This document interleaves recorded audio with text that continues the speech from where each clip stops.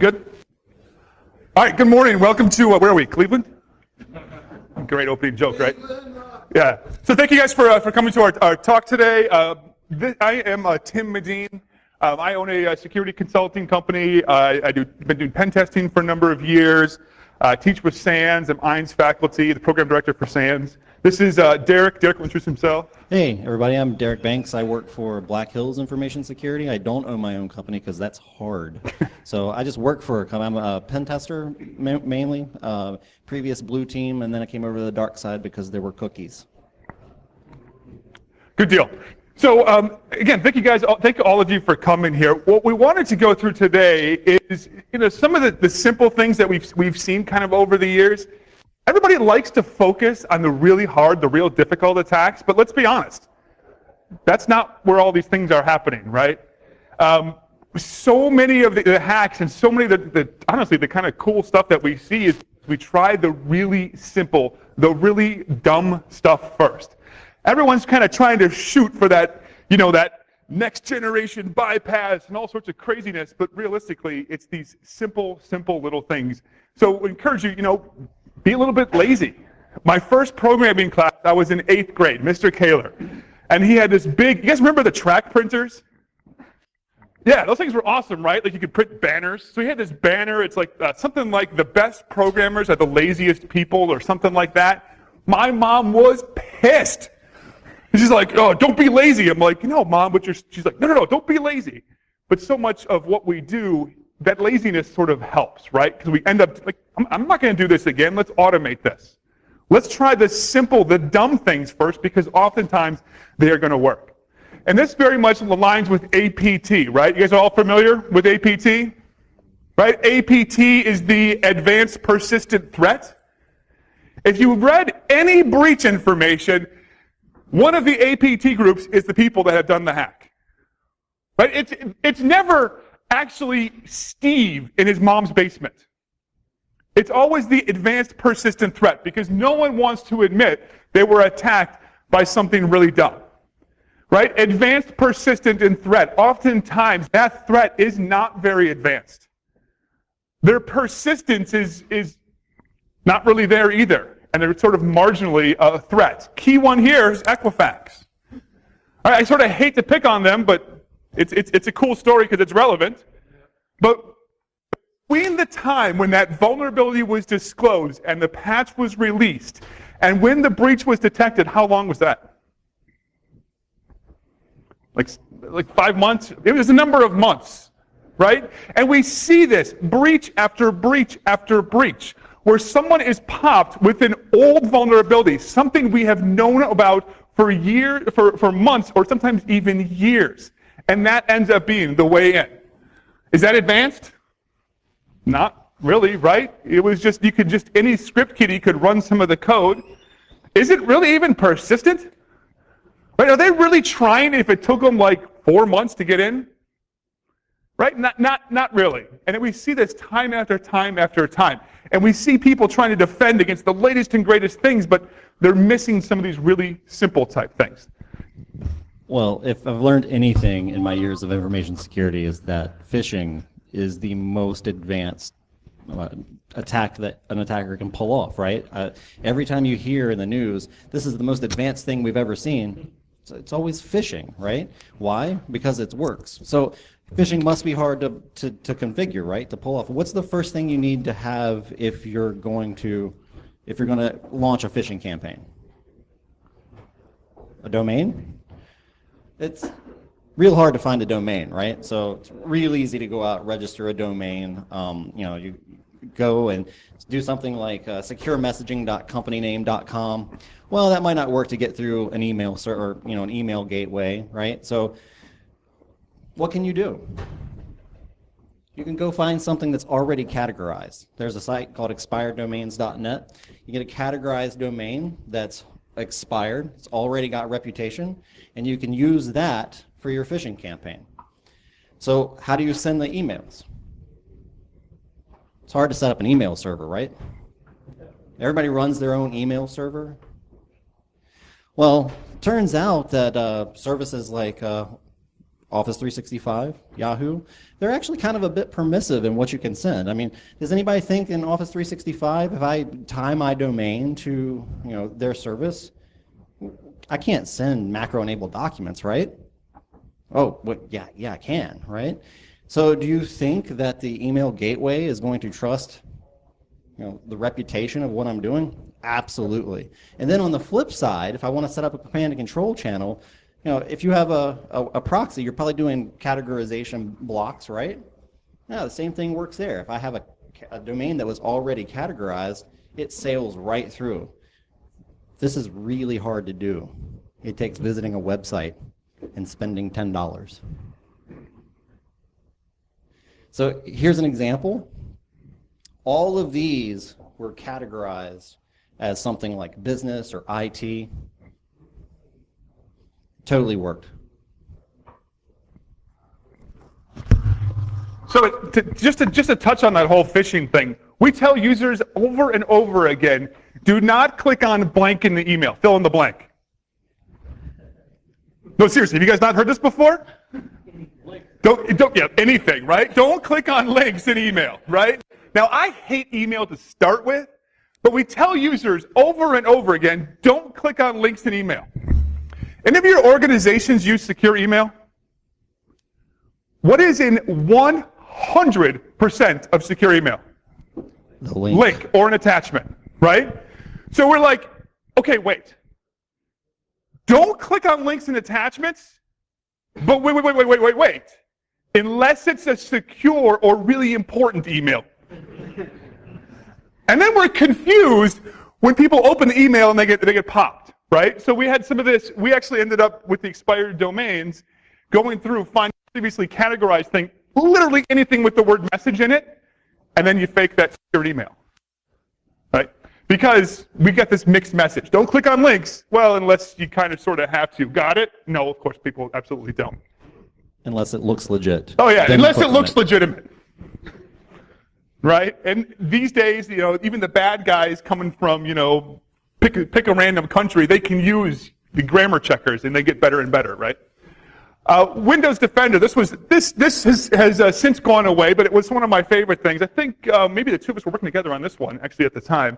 We had a Cobalt Strike. You guys familiar with Cobalt Strike? Love me some Cobalt Strike. I keep hoping if I say that enough, they'll give me a free copy, because I can buy a car, or I can get Cobalt Strike. I can feed my children, or Cobalt Strike. One of the two. Anyway, so we copy and pasted the payload into an Excel document. I tried to save it, and Excel's like, nope. I see what you're trying to do here. Something here doesn't look good. Now, I could try the hard method of reverse engineering, like what's the check, like which piece of whatever is in here is the piece that's bad, right? Like I can remove lines of code and add lines in and try to change it and do weird things with the case. I'm kind of lazy. So I got a little bit, what I did is I ended up copying and pasting the whole thing. I copy and pasted it into cell A12.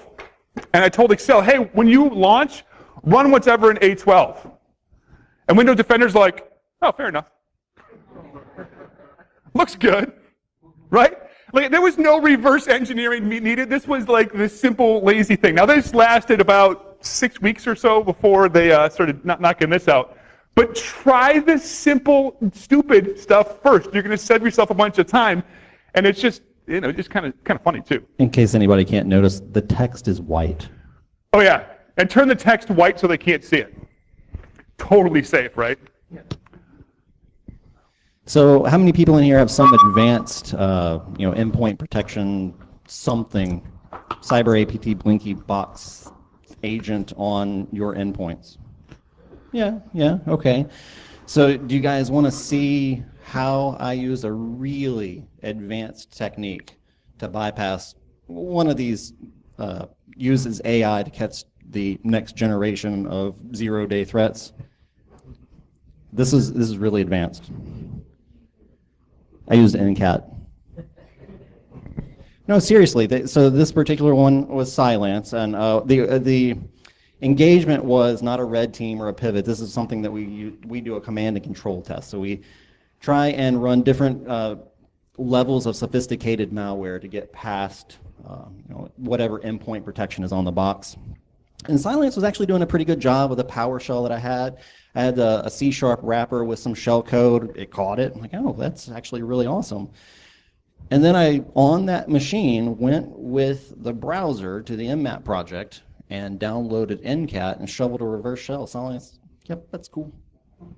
So I wonder a lot as a pen tester, and when I do get caught by these kinds of things, do the security vendors really focus on pen tester and pen tester tools, or do they actually catch bad stuff? So it's been my experience actually using something custom or using something that isn't, Metasploit or PowerShell Empire or Cobalt Strike. It tends to go through. This is, of course, a really simple example, but hey, I had a shell out of the network. Cool. Yeah, we're switching back and forth. We got this. We've done this before. All right, so you guys familiar with Spectre and Meltdown? Somebody want to come up here and explain it to us real quick? Yes, Spectre and Meltdown, it was the branch prediction, it was that processor vulnerability. Like, I've watched presentations on it, I've read about it, I still think I get about maybe 5%, and I might be exaggerating on that number. But it's really cool. I understand what it does, but the actual details of what goes inside the processor is, I'm pretty sure, dark magic. Like, I think outside Intel, they have a series of kittens that they just sacrifice to keep that dark magic going year after year after year. But anyway, right after this came out, I had a number of clients come up to me like, Tim, what should we do with Spectre Meltdown? And I was like, honestly, you should change your passwords policy. And they're like, Tim, I don't think you understand this. And I'm like, well, I don't, but they're like, no, you should change your password policy. And they're like, well, Tim, that's not what Spectre and Meltdown are. They don't really have anything to do with that. Why are you recommending this? And I said, well, because I ended up getting your organization with crappy passwords. You're focusing up here when you've got gaping holes down here, right? You're trying to patch your entire network with emergency patches instead of making just some basic hygiene changes that are going to help keep some of the bad guys out. So traditionally, over the years, how long have auditors said that we have to change our passwords? We have to rotate every how many days? 90 days. You guys know why? Well, you guys probably didn't know this, but when Moses came down from the mountain, he had a third tablet. On that third tablet, it was, you should change passwords every 90 days and don't click on links and email us. It's really important, right? No, but we've had this sort of concept. Don't we have to rotate every 90 days? Why? Because in the 70s, it took 90 days to crack a password. Now, out of curiosity, how many of you were born after the 70s? And I shouldn't even ask this. Oh, God. That's really depressing. I feel so old. Oh, terrible. Yeah. All right. Yeah, so in the 70s, it took 90 days to crack a password. These days, we've got, the water-cooled, GPU-powered password cracking rigs where we can get billions of password cracks per second. We have things like Pass the Hash where I don't have to crack it. We have Mimikatz where I can get it in clear text. We also have a cool thing called the phone where you can ask people for their password and they'll give it to you. Right? So we've got this whole concept of this password rotation policy every 90 days. It's designed to stop a breach. According to the Verizon breach report, how long is it between a breach happens and when it's detected? 6 months. It's about 6 months. How many rotations is that? 2. Well, I can pretty much guarantee you at no point in time was Vladimir in the Ukraine go, comrade, we screwed now. They changed password. Right? That's my terrible Russian accent. I will offend all of you at some point. Right? How many of you do pen testing as part of your job? How often have you been through your probably 1 week or 2 week engagement where someone changed the password? You're like, oh, we're done now. Right? This doesn't happen. So people, they end up getting to this idea that, you know what? We should change password because it makes us more secure. And then we've got these complexity requirements, right? Uppercase, lowercase, number, and a special character. Any of you ever worked the help desk after a holiday? Oh, you know what I'm asking next, right? What's the phone call you get like 100% for the next 4 days? What's my password? Can you reset my password? Right? And they hate calling IT because we get tired of answering that question. They feel dumb asking, so they come up with really smart ideas. Smart in non-secure ways, but sort of ingenious nonetheless, right? They're looking out their window, they're like, oh man, it's snowing outside, and coming back after Christmas, not really here so much, but like in other parts of the country, there's snow on the ground, I can't remember my password, and then 90 days later, they see like, the flowers coming up. 90 days later, it's, hot outside. They're like, man, the only way I could just look out my window here at work and remember my password.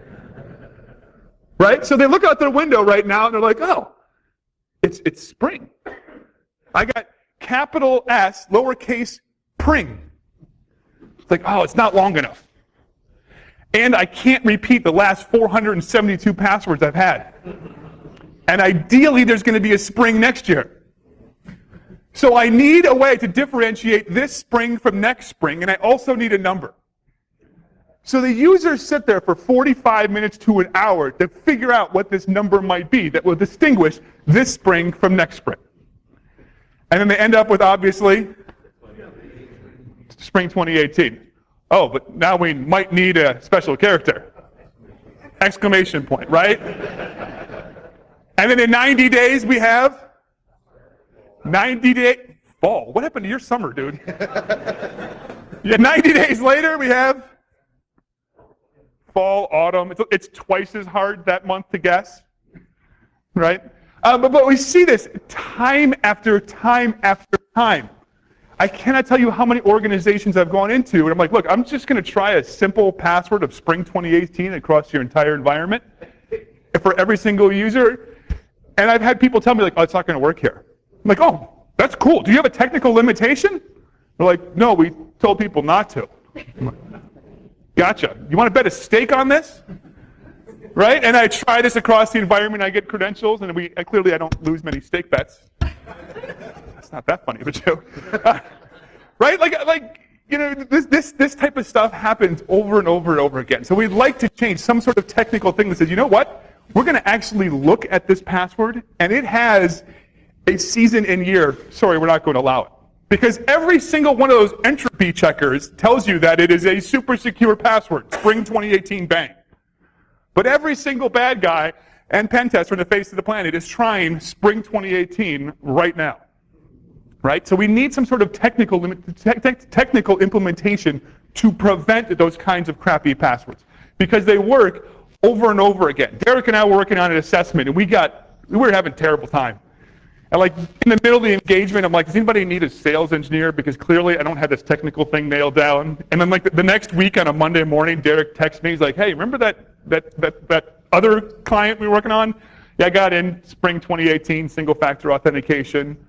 Then used Kerberoasting to get a whole bunch of service tickets. And then I asked if I could put it in the slide deck, and I did.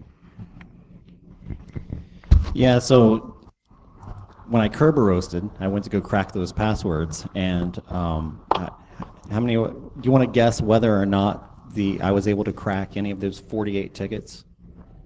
No, those service accounts had super great passwords. Look, when there's an 8-character password policy, when I get into an environment and I see there's an 8-character password policy, I giggle like a schoolgirl because I know unless there's only 5 users in the environment, I'm going to be able to take advantage of that. And I use super sophisticated tools to do this. For this particular one, I used a tool that was already built by someone at Black Hills called Mail Sniper. I took the tool and I pointed it at their OWA server, and I hit tab for the parameters, and then I filled in the right values, and it totally worked, right? So bad passwords are one of those things where we can't harp on it enough. And every time you tell an organization, I got in because I used a great hacking tool called a browser and was able to, guess a password. I mean, that's actually happened to me before, where I had email addresses that I gathered for a company, and I went to their customer portal, and they had username enumeration that they were vulnerable to, and I used some of their employees' email addresses, and I guessed company name 123, and I got 2 people I could log into their customer portal. Oh, man. Sometimes it's just too easy, right? There was another time where, excuse me, where me and another Black Hills guy, we were on an engagement, and we were able to guess passwords for users and get into their O365 environment. And so we wanted to VPN in. And so we started searching through their mail for things like VPN.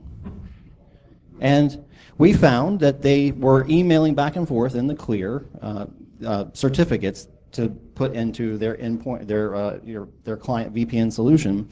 And so we went and downloaded that client VPN solution and installed it and put the certificate in place, and were able to VPN in. That was terribly difficult to do. And then we noticed that they had SharePoint in the cloud. We could get into that as well, right? So sometimes it's just the easiest things that work. Cool. So there are so many resources available for us. It's one of the great things about our community, right? Like, we see so many people, they find a cool bug and they blog about it and they walk you through step by step on what they did. And we've got a ton of resources where people will do the same thing with the CTF. Here's the CTF challenge. Here's my thought process as I've gone through it.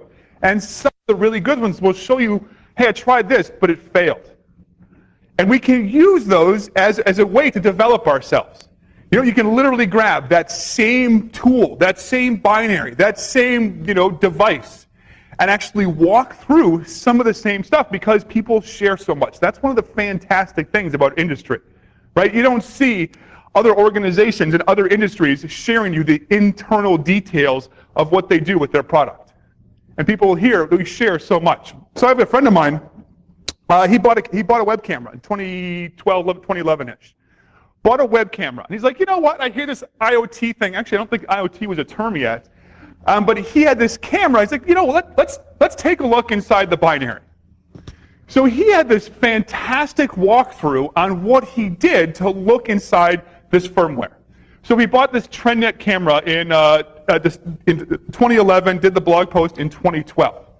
And he walks through using Binwalk. Now, how many of you have heard of or have used Binwalk before? Okay, a few of you, fantastic. But back in those days, Binwalk wasn't nearly as full-featured as it is today. So what we had to do back in those days is we had to divide up the binary file ourselves. It would show you where the headers were, but you had to do some of the manual extraction yourselves. And he walks through these steps where he carves this binary, this firmware. And then he looks at the file system, and it turns out it's just a Linux-type file system. And he looks in this directory called server. In the server directory, now this is a web camera, there's a directory called Anani. Guess what Anani stands for? Anonymous. So he goes back to the web camera, browses to CGI bin Anani mjpeg.cgi, and now he has access to the camera. No authentication required. And there are thousands and thousands and thousands of these things all over the internet. People have them in their houses, their kids' rooms, all sorts of weird places. Like there's one in like this creepy, like, I don't know, I think it's the place where it uses the lotion. Yeah, it was creepy. And I'm like, I couldn't stop watching. I'm like, I want to know what happens here. I'm going to regret it, but I want it. Yeah, so weird stuff all over the place. So I'm like, you know what? I want to try some of this too. So I bought my own web camera, different brand, and walked through some of these same simple steps. Used Binwalk, found the headers, extracted, and I looked at the file system. Now, on a Linux file system, what is one of the first files we like to look at? Etsy password, right? In the olden days, Etsy password actually contained the password hashes. But because any user that has access to the system can read that, we've realized that that's what we call a bad idea. So we move those password hashes into another file, typically our shadow file. Now with our IoT type devices, we've gone back in time. And those password hashes go back into Etsy password. And they're oftentimes not properly hashed, not properly secured. In fact, I've seen them sometimes in clear text. Or they're encrypted with base 64. Okay, and in the example I had, this password was encrypted with the passwords were base 64 encrypted. Now, base 64 is not encryption. Encryption requires a key, but I was able to decode these passwords and read through it. I looked through and I was like, user 1, root, factory test. Look back in the interface. User 1, root. There is no factory test. Log into the device. Factory test exists. So there was a hard-coded credential inside the firmware that's just simply extracting, looking at literally the first file I should look at, finding this credential, and access the camera. And you're able to do that, and you can bypass all the authentication on the camera, make any changes that you want to on the device, and view the video feed. It took about 37 seconds to do all of this. I ended up contacting the manufacturer, and I'm like, anybody else like money? Right? Yeah, I like money. Right? We should hang out, maybe get a lot. All right. This was before big bug bounties were really big. So at the time, you couldn't just say, hey, do you guys have a bug bounty program? You also should not call them up and say, hey, I've got a bug, pay me or I tell the world. There's a technical hacking term for that. It's called extortion. And so what you do is you use some more legalese, like how would you compensate for the exclusive disclosure of a vulnerability in your product? Right? And I ended up getting, I think it was like $3,000 or $4,000 for this. And it took me, no joke, about 2 minutes to do the actual hack, if you will. And it was literally a hack by numbers, and then looking in the first file we should look at and extracting the information. And so much is like this, where we just try the really simple, dumb stuff, and it ends up working for us. One of my other favorite bugs, this is literally my favorite bug of all time. How many of you have children? How many of your children like ice cream? Like two hands? Then your kid's like, oh my gosh, you're terrible parents. Anyway, we've all had this happen, right? Like, the kid comes up to you, it's like, Dad, can I have some ice cream? No. Can I have some ice cream? No. Can I have some ice cream? Later. And I know what that means, Dad. Oh, God. No. Can I have some ice cream? No. No. No. No. Can I have some ice cream, Dad? No. Can I have some ice cream, Dad? No. Can I have some ice cream? Right? And eventually you're like, fine, just eat some freaking ice cream. This is the can I have some ice cream, Dad bug. It's my favorite bug of all time. Literally, you could authenticate to the SQL server, my SQL server. Say, hey, can I authenticate? No. Can I authenticate? No. Can I authenticate? No. No, no, no. Fine. You tried hard enough. Here you go. I also call it the soccer trophy authentication. I was like, good enough, Tommy. You can have access. You tried, right? I don't want to hurt your feelings. But literally, with this flaw, 1 out of 256 times, it's like, fair enough. You're in. Yeah, beautiful bug, right? And it was. I ended up contacting this guy, and then the Cisco auth bug. There was an SSH authentication vulnerability with Cisco devices, where if you had a private key, it was like, oh, you're good. Any private key. It didn't even have to be shaped like a key. If you had a file that said, this is my private key, the device is like, oh, yeah, okay, you tried. Like, I see you have a key there. You're in. And I actually emailed with this guy, like, how did you find this bug? Because we're like, did you virtualize the Cisco device and then, reverse engineer it? He's like, don't tell anybody. But I accidentally overwrote my private key, and I was able to authenticate. I was like, oh.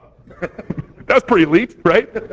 So he smashed his authentication credentials and was still able to log into the device. Right? So these, again, just these simple sort of bugs. I think the issue with this one was it was identified, someone was running a scanner and the phone scanner said it was able to log in and this dude wasn't able to log in. So he rage scripted some authentication. He's like, I'm going to try this over and over again. There's like 4, 1 in a billion. Log in. It's like, no. Okay, fair enough. Device is like, yeah, you're in. So we're kind of related to that. Try the simple stuff. Try the really kind of dumb stuff. Don't be afraid to go sort of lowbrow. Related to that, learn from the new people that are around you. It's really easy for us technologically advanced people to show off. Let me show you how much of a badass I am.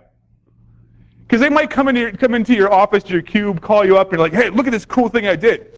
And then you being the badass, you're like, yeah, but here's a cooler way to do it. They're only going to come to you so many times with their great ideas when every single time you squash them and show them a better way to do it. And then, it's nice to be helpful, but celebrate with those new people.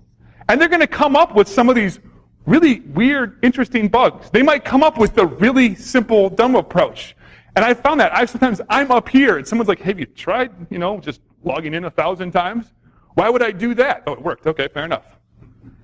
Right? Don't be afraid. Use those. The new people can be extremely valuable. They give you a different perspective on this. We end up staying with this really high technical stuff, but use that knowledge of other people, especially their different industries or different backgrounds.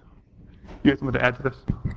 Yeah, and I think we said in the description that we were going to tell you some of the things that really frustrate us as penetration testers. And I'll tell you, it's not the cyber blinky box stuff. It's not really any kind of specific tool.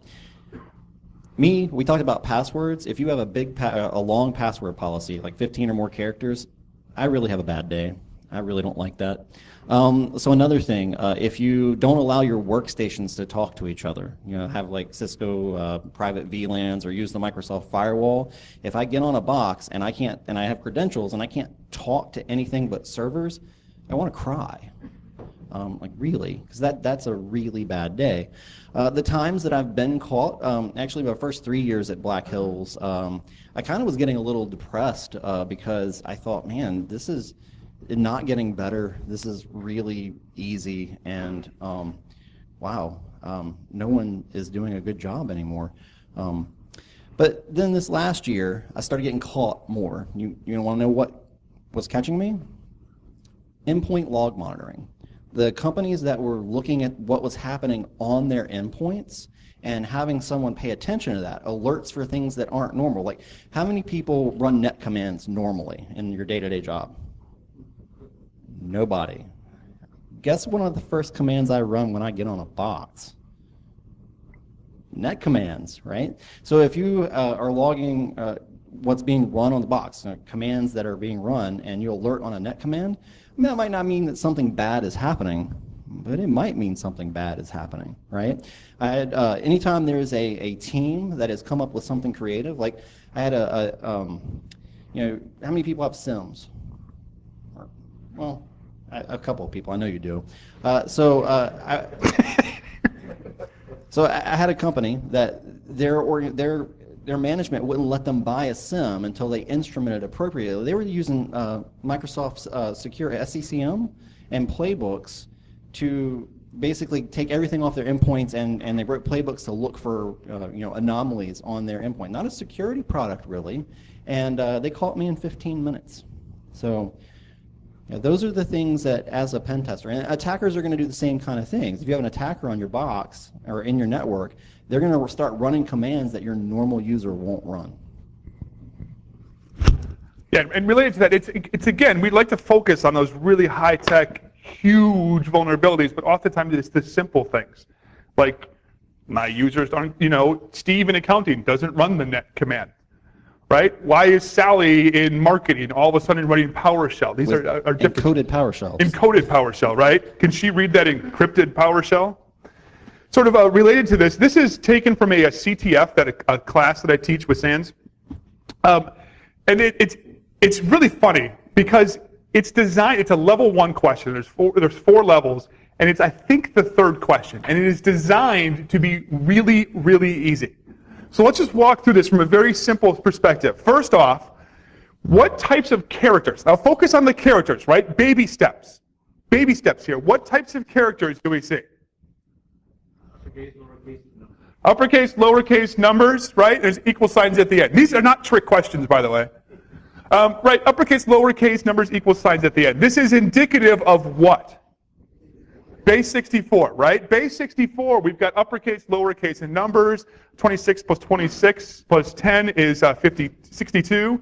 And then we've got the plus and the slash. And we might have additional equal signs at the end for padding. And we may or may not have that. Similar to base 64, we have base 32. It's a slightly smaller character set, but the same sort of thing. So you make sure that you go through with those baby steps, because I ended up spending about, I think it was like 6 hours trying to base 64 decode something when it was actually base 32. I didn't take that step back and that baby step. So we see that the people in the class, let me flip my screen here. So I use one of my favorite decoders here is burp. So in burp, here's my base 64 encoded string. I can simply say decode as base 64. And now I get this next string of text.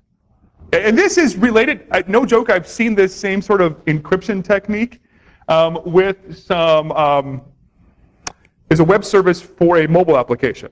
And they were using this to sign their payloads. Yeah. Anyways, so what kind of characters do we see here? Hex characters, right? This looks like 0 through 9, A through F. So again, use my handy dandy tool, burp. So we'll say ASCII hex. And then we end up with this. This is where things go sideways in my class. So I see the advanced people. They see this, like it's shellcode.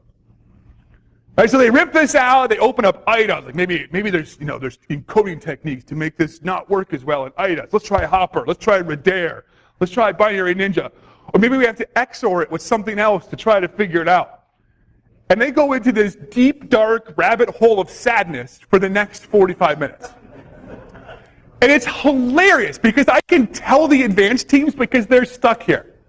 Meanwhile, Joe Schmo, this is their first class they've ever taken, it's like, well, burp works twice, don't fail me now. So they literally come back over here, they're like, I don't know, maybe it's URL, maybe it's something else, and they literally try all of the options, and they finally get to gzip, and it's like, something weird showed up. And you can kind of see this. It's so funny when it happens, because you got these advanced people, and you can see brain fluid dripping out of their ears. And this total noob guy is like, hey, I got it. And they're like, what'd you do? He's like, that little drop down? I just clicked on it a bunch of times. And they're like, right. Well done. So we end up seeing this. This is what kind of character set? Looks like hex again.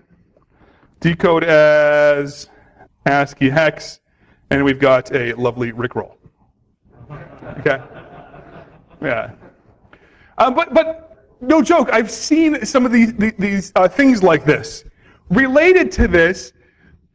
I see this all the time, especially with the more advanced people. When they get stuck on a problem like this, they don't ask for help. One of the most empowering things that I've literally had to train myself to do is say, I don't know, please help me. It's hard. I have my own company. I teach classes in front of thousands of people all over the world. I run the part of the program for the master's program at SANS. Walking up to somebody and be like, I have no clue what I'm doing, would you help me? That's freaking hard. But to be honest with you, people come up to me all the time and they ask me about some of the work that I've done, like with Kerber roasting and stuff. If you walk up to somebody who has done some sort of technique, by and large, they are thrilled to talk to you because you're taking an interest in their hard work. And they have a passion for whatever they did. Be like, you know what, let's sit down, let's do this right now. I would be happy to walk you through, step by step, exactly what I did. Or point you in the right direction. Hey, check this out, check this out. People in this industry are very open and very sharing. If they're not, forget them. Right? If they're a jerk, it probably means they don't know what they're talking about, and they're just pushing you aside because they don't want to reveal it. Find somebody else. There are tons of people in this industry that will happily help you out. But you have to be willing to say, I don't know, or somebody come help, right? Oh, that was awesome ending. Very dramatic. So related to that too, teach others. Right? As you learn something, I used to do this at a company I worked for in Minnesota. We would sit down at lunch and we'd be like, hey, here's this cool thing that I figured out. There's a fantastic group in Dallas. We call it Dallas Hackers Association, DAHA. There's another one in Austin, AHA, Austin Hackers Anonymous. And there's others all over the place. But what we do is we encourage new people to show up and just get up in front and talk for 5 to 10 minutes about what you're working on. Is it going to be the latest and greatest leap thing? No. In fact, I hope not. It's interesting to see people work through their path, and we'll sit down and grab a beer afterwards, and we'll talk about it and come up with new, different, interesting things. And then someone will come up and show their really interesting talk. Come and do some talks at conferences like this. Will your first talk suck? Absolutely. My first talk was horrible. I got diarrhea of the mouth. It was a 60-minute talk. I finished it in 23 minutes. And what's sad is, like, during the talk, I'm like, I'm going too fast. Stop. I can't make it stop. I can't make it stop. I don't know what I'm doing right now, but the words should come out faster. And it just kept happening. But you'll do enough of these talks, you watch the recordings, you're like, you know what? I say a lot. I say right all the time. Let me work on my delivery. You're at these talks this week. Watch other people and be like, hey, I like what he did with his presentation. But I would encourage you, get up and present on some of your talks. I've got one of the guys that I recently hired at my company. He did a talk at DerbyCon on exploitation 101. And he walked through, this is how the basics of some exploitation works. The room was packed, absolutely packed.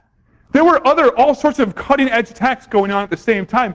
He had so many people come up to him afterwards. They're like, thank you for giving that talk. And they would say, like, I know it's not very advanced, but I needed that, and I was too afraid to ask other people, or I was stuck on a particular subject, and you helped me. So you don't have to walk through the latest and greatest, most cutting edge. What in the world? I thought it was just me. Is that like? Yeah. So I would encourage you, do those talks, and again, it doesn't have to be advanced. Share your knowledge. Practice some of those skills. And maybe you don't feel comfortable getting in front of people. Write some blog posts. Share that way. There are so many blog posts out there. You don't have to cover some new technique. Show something that you've learned and put your spin on it. Show what you learned and the pieces you got stuck on and ways you worked around it. It is very valuable. It'll help you personally, and it has the potential to help your career as well. Right? And also, if you're in a city or in a place where there's not a group already, there's not like the Austin Hackers group or something.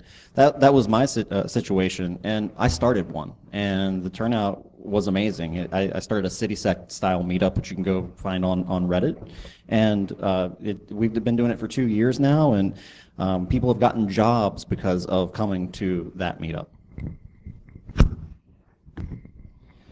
So I think both of us brought some swag and some merchandise. We have T-shirts and stickers for both companies. If anybody wants them, they're free. I don't think we have enough for everybody, but you can fight over them.